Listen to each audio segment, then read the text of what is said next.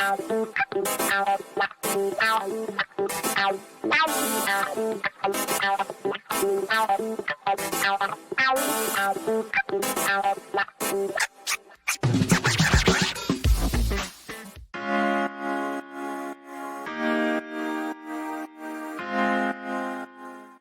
it's kind of miraculous, actually, what Joe Biden has been able to do. I was saying that to someone this weekend. I mean, I just think well, first of all, we're so numb after the 4 years and the continuing coup and Trumpism and all of that. But what he's done, what Biden has done is just unequivocally miraculous on vaccine and job numbers when you really think about it. I mean, just those numbers I just read, right? I mean, that it's sort of extraordinary that the media just, as you say, they just can't figure out how to cover Biden. Here he is, like his approval rating in the 60s. Trump left where he spent most of the time in the 30s.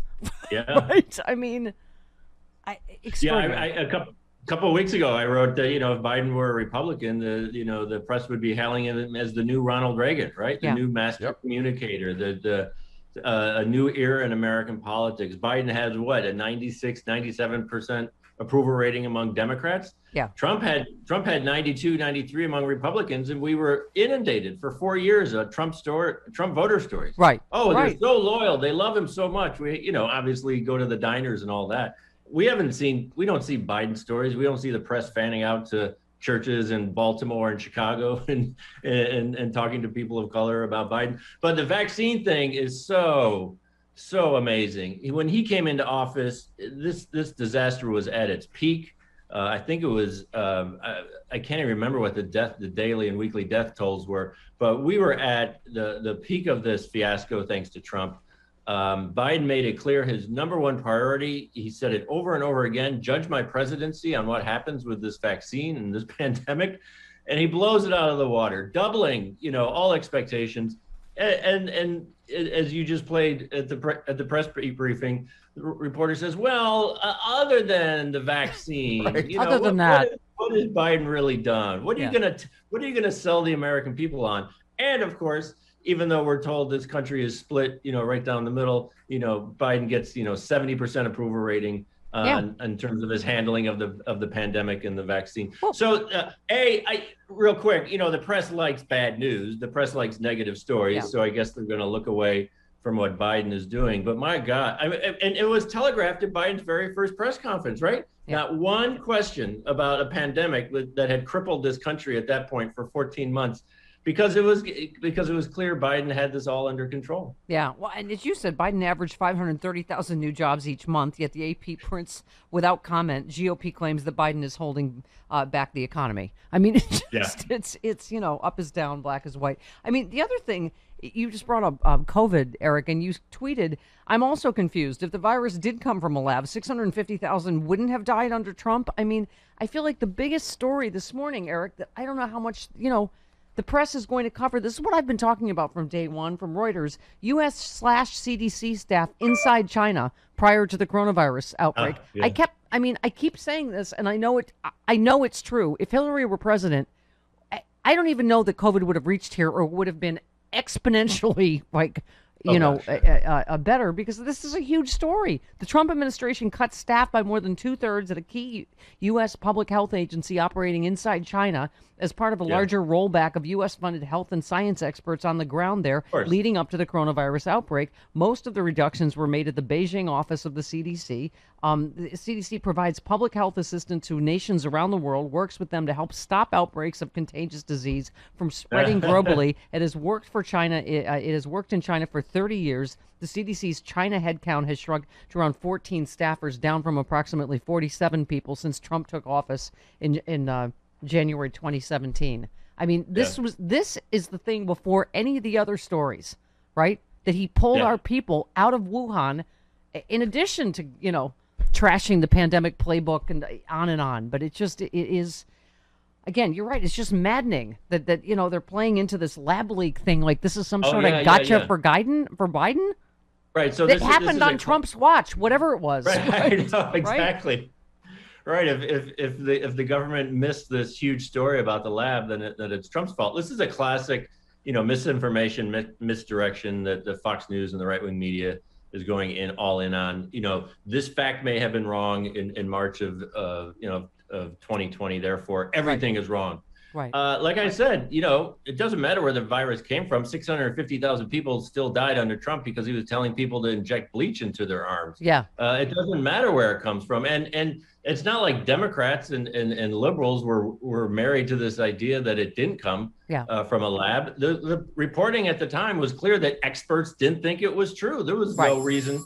Yeah. There's no reason that it has to. And by the way, it doesn't make it untrue that it jumped species, because that's what they were studying in the lab, is bat coronavirus, anyway, but as you said, like Josh Hawley calling for Fauci's resignation, you're like, who cares? Like, insurrectionist that belongs in jail says what? Like, I mean, it's just this whole playing into, like, this is a serious thing, whether Fauci should resign. And it's just, anyway. All right. Also, and real quick, and just real quick, Republicans are saying, "Oh, we need to have hearings. We need to have hearings. Let's have lots more hearings on the COVID. Yeah. Let's have lots more hearings on 650,000 people died under Trump." I don't know what they think while he was saying it was a hoax, and it's whatever, going to go away, and China's being really transparent and doing a great job. I mean, it's Anyway, so I just love it. Seep to the vice president, too. You said, actual premise. During the first 2 months, Harris wasn't doing enough, and now she's doing too much. A lot of mansplaining about how to VP. I mean, it really is. I mean, we knew that was coming, right? The same misogyny we saw with Hillary. I mean, it's incredible. Yeah, that was a Frank Bruni column in the New York Times yesterday. I see a lot of condescending coverage for the vice president now, which is interesting. And what did Frank Bruni use as a jumping off point for his column? That ridiculous Nikki Haley tweet attacking the vice president for her Memorial Day, telling everyone to have a nice weekend. I mean, you talk about the dumbest, most manufactured controversy out there. Yeah. And here's a New York Times columnist using that to go off on Harris. Really, she's taking on, now she's taking on more on the border. Now she's taking on more on the voter suppression. This is a good thing. Yeah. This is what a vice president should be doing. And he and others have pointed to that and said, oh, this is bad. She's going to be weighed down. People don't like her and stuff like that. Again, it goes back to what we've said all along. They're desperate for drama when there is none during this Biden administration. Yeah. It goes back to COVID. These are efficient. This is an efficient government. There is no backstabbing. Yeah. There is no gossip. I know. And so they just have to kind of scratch around for it and try to make stuff up. If we go through our misogyny files, as I recall, Hillary did not smile enough, and I believe Kamala Harris smiles too much. Is what? I think she does. Fake laugh, something. I don't know, something. Oh yeah, and the New York Times editorial board didn't like Harris's commencement speech at Navy. It was just, it was just all wrong. It was just all wrong. Okay, all right, fantastic. Also, you said New York Times infrastructure should be easy, but Democrats and Republicans just can't agree. Like, what a fantasy view of reality. I mean, here we go, right, with this whole both sides do it coverage again. Oh yeah, it's just like the COVID relief coverage at the time. Oh, why can't they get this done? And the New York Times, that piece starts out, oh my gosh, infrastructure should be easy. Traditionally, it was bipartisan. Everyone likes to build tunnels. Everyone likes to show voters back home they're bringing home the money. Yeah. Golly gee, why is it different this time? Not a single sentence about how, radical Republican obstruction. Not a single sentence about Mitch McConnell says he is 100% committed to watching Joe Biden fail. There's a reason Joe Biden and Democrats can't pick up votes in the Senate or even in the House. And it's not because, gosh golly, both sides are just really dug in. Yeah. Yeah, but your piece about how Trump became an online flop in 2021, you're the only one that goes to the heart of it, that Trump has always been a loser. Like the fact that the media has made him into this all-powerful, I mean, he lost despite a massive array of cheating, more of which we're learning every day, both in 2016 and 2020. He lost by 4 million votes, then by 7 million votes. As you say, his convention acceptance speech last year was the lowest rated one in primetime history. I think he was the only president never to crack a 50% approval rating ever. Oh, yeah. Right? You said the dichotomy is now at play is an amazing one as Trump fades from public view and generates so little interest online. The Republican Party continues to genuflect in front of him. I mean, it's all. I mean, I guess your point is his blog is just the latest. But he's always been. The media's always made more of it than he is.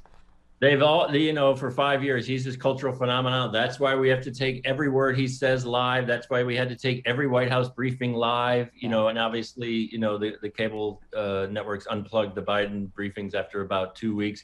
But there's such a strange dichotomy. Trump exerts more and more pressure over the Republican Party, and the leaders genuflect.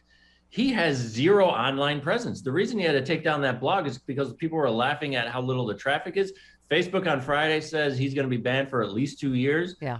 Twitter has banned him for life. So I know everyone says, oh, Trump has the nomination locked up if he wants to run. How is he going to run a general election campaign with virtually no online presence? If he is deplatformed for everything, and people say, oh, Facebook's going to let him back on. I have a very low expectation for Facebook. I don't think they're going to let him back on in 2 years if he is just lying about the elections. He's nonstop. Still inciting violence every day. Of course. This weekend, it's all the same lies. Of course. Yeah. So Facebook is basically saying, "Hey, if you chill out, we'll let you back on." And he's a raving maniac. He's not. He is not going to have a social media platform to run for president in 2024. I don't think people have really taken into account of. That's a huge, based on this weekend, problem for him. Yeah, based on this weekend, he's certainly not in any sort of decline. Right. Yes, in 2 years, I'm sure he's going to be shipshape. Okay. Oh, yeah. Wow. All right. Yeah, I mean, that's the other big story that you're like, are people not just reporting this like it is? This is obviously a demented old man that appears to be both incompetent and incontinent and just completely...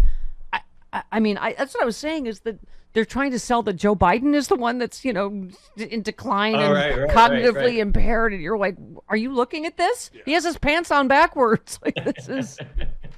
Anyway. But I mean, the good news was, that speech wasn't covered live on any real news channels. The New York Times and the Washington Post, they ran, articles on the inside. They basically like, oh, this guy gave a speech. It was kind of weird. So that gives us a tiny bit of hope that there's a realization. But as I just wrote a piece this morning at PressRun, the Washington Post still not called, the election lies. They're still going with falsehoods 5 years after covering Trump. New York Times, other news outlets have been better on the big lie in 2021. Yeah. They're calling it a lie. And yet here's the Washington Post still going with accusations and allegations and falsehood. Just embarrassing. Yeah. We need everyone on the same page and calling it out, Trump, for what it is. Yeah. All right. Your 1940s telephone rang several times during this. So go answer that. It's from. It could be. I got to show it to you. It is actually a phone from the 1940s. I have one too.